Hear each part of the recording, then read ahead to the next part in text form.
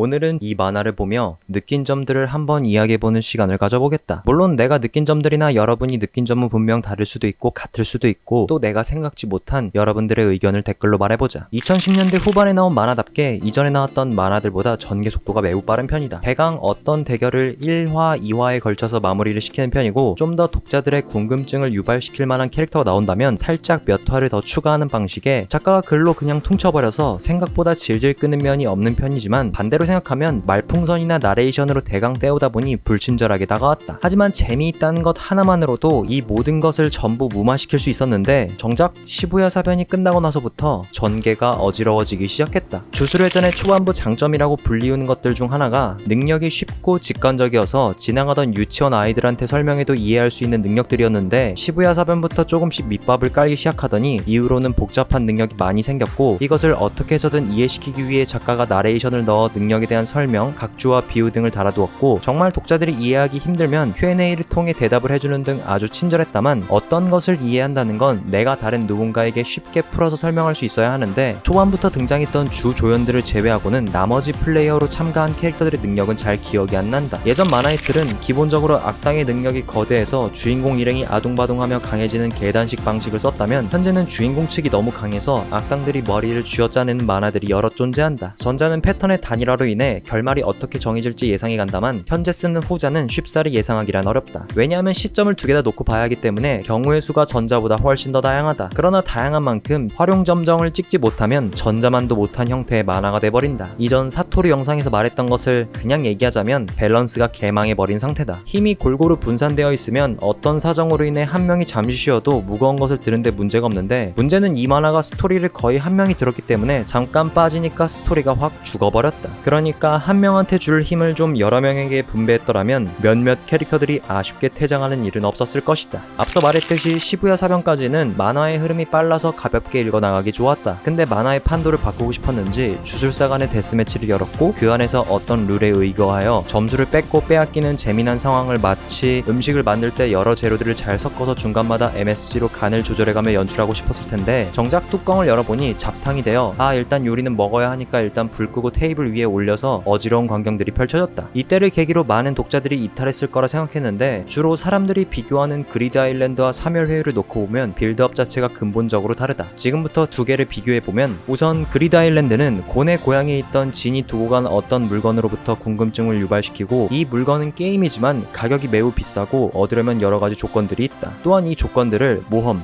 우정, 능력 이런 것들로 반드시 얻을 수 있다는 주인공 보정을 차용한 게 아닌 경매 시스템을 사용했다. 경매할 때도 장소가 특정 장소가 되어 그곳에 모인 캐릭터들 간의 갈등, 이때는 왜 싸울 수밖에 없는지, 싸워야만 하는 건지 아주 논리정연한 탄탄한 스토리라인을 구성하여 주연과 조연들의 적절하게 등장과 퇴장을 반복시켰다. 또 그리드 아일랜드 편이 시작되었을 땐 게임 안에 있는 규칙을 토대로 순서대로 진행하면 강해지는 시스템이고 야매로 입장하거나 규칙을 어긴 대가는 반드시 존재했으며 게임 속 플레이어들이 다양한 목적성을 갖고 있다는 것을 말해주며 무조건 능력에만 의존하지 않고 아이템으로도 판도를 바꿀 수 있는 경우의 수가 다양했지만 워낙 단순해서 이해하기가 쉬웠던 게 바로 그리드 아일랜드 편이다. 반면 사멸회유는 기반이 약하다. 켄자쿠의 계획에서부터 시작되었지만 얼마나 그 계획을 알리고 싶지 않았던 건지 사토루가 봉인되고 나서야 밝혔다. 만약 사멸회유라는 시스템을 예를 들어 누군가가 혹은 주술고전에 전해져 내려오는 문서 같은 걸로 옛날 헤이안 시대의 주술사 간의 치열한 이권 다툼이 크게 번지면서 주술사 전국시대가 일어나 거기서 이겼던 자는 스쿠너였다